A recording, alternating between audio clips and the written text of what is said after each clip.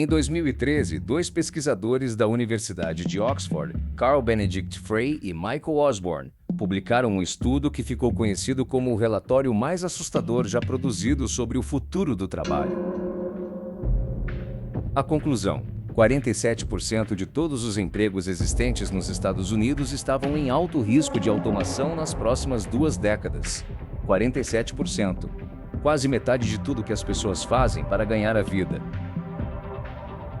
Esse estudo foi amplamente noticiado, debatido, contestado e depois esquecido. Mas o que ninguém percebeu na época é que Frey e Osborne estavam sendo conservadores. O que está acontecendo agora vai muito além do que eles previram. Se você quer fazer parte do grupo de pessoas que buscam a verdade por trás das aparências e não aceitam qualquer resposta pronta, se inscreve no canal, porque hoje nós vamos conectar os pontos que a maioria das pessoas prefere ignorar. Vamos falar sobre a era pós-trabalho, o cenário que as Big Techs estão construindo em silêncio enquanto os governos ainda debatem regulamentações que chegam tarde demais. E vamos revelar o plano que bilionários do Vale do Silício já têm pronto para quando esse cenário se tornar inevitável. Há perguntas que a humanidade faz há milênios, e quanto mais a nossa tecnologia avança, mais próximos ficamos de uma resposta que talvez não queiramos ouvir. A pergunta mais antiga sobre trabalho é simples: o que acontece com uma sociedade quando não há mais trabalho suficiente para todos? Durante séculos, essa pergunta foi teórica. A Revolução Industrial gerou medo de automação e criou mais empregos do que destruiu.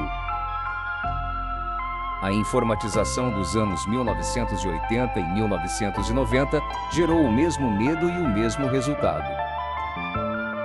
Mas a inteligência artificial generativa é diferente de tudo que veio antes, e os próprios criadores dessas tecnologias sabem disso melhor do que ninguém.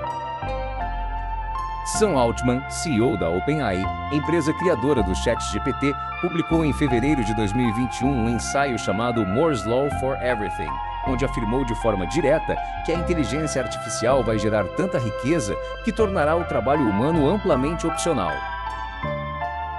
Não é uma previsão pessimista de um crítico externo, é a visão do homem que está construindo a tecnologia. E a solução que ele propõe no mesmo texto é a renda básica universal, um pagamento mensal para todos os cidadãos financiado pelos impostos sobre o capital e a produtividade gerados pelas máquinas. Parem para pensar no que isso significa filosoficamente. O homem que está construindo a tecnologia que pode eliminar seu emprego já tem um plano para o dia em que isso acontecer. E o plano não é desacelerar o desenvolvimento, é acelerar e depois pagar as contas. Isso não é altruísmo, é gestão de risco em escala civilizatória. Aqui está o que quase ninguém percebe nessa discussão. A renda básica universal não é uma ideia nova de esquerda radical. É uma proposta que tem defensores em todo o espectro político, de Milton Friedman, o economista favorito dos conservadores americanos, que defendia uma versão dela nos anos 1960 chamada de imposto de renda negativo. Até Martin Luther King Jr., que a defendeu publicamente em 1967 como solução para a pobreza estrutural americana. O que é novo é que, pela primeira vez na história, ela está sendo defendida pelos bilionários que controlam as ferramentas que tornam o trabalho humano dispensável. Elon Musk foi ainda mais direto. Em 2016, numa entrevista ao site CNBC, ele disse que a renda básica universal vai ser necessária, e que a questão é apenas a partir de quando. Em 2023, durante o Fórum do Governo Britânico sobre Inteligência Artificial em Bletchley Park, ele declarou que estamos nos aproximando de um ponto onde nenhum emprego será necessário. Nenhum. Musk não estava sendo catastrofista, estava sendo descritivo.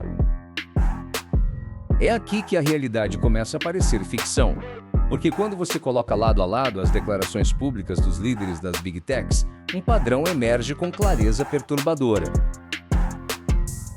Eles sabem que o que estão construindo vai destruir mercados de trabalho inteiros. Eles têm planos para isso. E esses planos envolvem uma transferência de poder econômico de uma escala que a humanidade nunca viu antes. Vamos ser precisos sobre o que está acontecendo agora, em 2024 e 2025, para que você entenda que isso não é especulação sobre um futuro distante. O Goldman Sachs publicou em março de 2023 um relatório interno que vazou para a imprensa estimando que a inteligência artificial poderia substituir 300 milhões de empregos em tempo integral ao redor do mundo. 300 milhões. O relatório foi publicado oficialmente depois, disponível no site da instituição. No mesmo ano, a empresa de consultoria McKinsey atualizou suas projeções e estimou que entre 2030 e 2060, metade de todas as atividades de trabalho existentes hoje poderão ser automatizadas.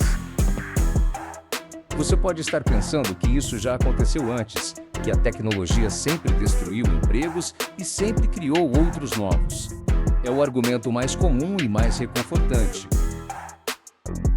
Mas quando analisamos a natureza específica do que a inteligência artificial está fazendo, essa analogia histórica começa a mostrar suas limitações. A Revolução Industrial substituiu força física. A informatização substituiu tarefas repetitivas e mecânicas. A inteligência artificial está substituindo cognição, raciocínio, criatividade e julgamento. As habilidades que restaram depois de todas as revoluções anteriores são exatamente as que essa revolução está atacando agora. Existe um conceito que circula nos bastidores do Vale do Silício há alguns anos e que raramente aparece na mídia convencional com a profundidade que merece. Chama-se economia da atenção e é a peça do quebra-cabeça que conecta a automação do trabalho com uma forma de controle social muito mais sutil e muito mais eficaz do que qualquer sistema que existiu antes. A lógica é a seguinte: se as máquinas produzem toda a riqueza material e os seres humanos recebem uma renda básica para sobreviver, o que as pessoas farão com o tempo livre? A resposta que as plataformas digitais já estão testando é: consumirão conteúdo, jogarão jogos, interagirão em redes sociais. E cada minuto dessa interação gerará dados que serão vendidos para anunciantes, usados para treinar modelos de inteligência artificial e convertidos em poder econômico e político para quem controla as plataformas. A verdade é muito mais profunda do que imaginamos. Não estamos caminhando para um mundo onde as máquinas liberam os humanos para viver com mais propósito e criatividade. Estamos caminhando para um mundo onde uma pequena elite controla as máquinas que produzem tudo, paga uma renda básica suficiente para manter a ordem social e extrai valor da atenção e dos dados das pessoas que não precisam mais trabalhar, mas precisam de algo para fazer. É uma forma de feudalismo digital onde a terra é substituída pela infraestrutura tecnológica e os servos são substituídos por usuários. Isso não é teoria de conspiração, é a descrição literal do modelo de negócios que já existe. O Facebook, o TikTok, o YouTube e o Google já funcionam exatamente assim. Serviço gratuito em troca de atenção e dados. A renda básica universal seria apenas a expansão desse modelo para a economia inteira. Há um economista chamado Yanis Varoufakis, ex-ministro das Finanças da Grécia e professor na Universidade de Atenas, que cunhou o termo tecnofeudalismo para descrever exatamente esse processo. Em seu livro publicado em 2023, Varoufakis argumenta que o capitalismo como sistema já está sendo substituído por algo diferente, onde as plataformas digitais não competem no mercado, elas são o mercado. E quem controla a plataforma não precisa vender produtos ou serviços, precisa apenas cobrar aluguel pela existência dentro do seu ecossistema digital. Parem para pensar no impacto existencial disso por um segundo. O que define a dignidade humana numa sociedade onde o trabalho não é mais necessário?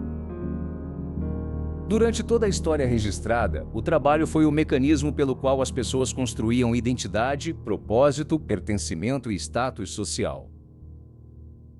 Retirar o trabalho sem substituir essas funções psicológicas por algo equivalente não liberta as pessoas, desestrutura-as.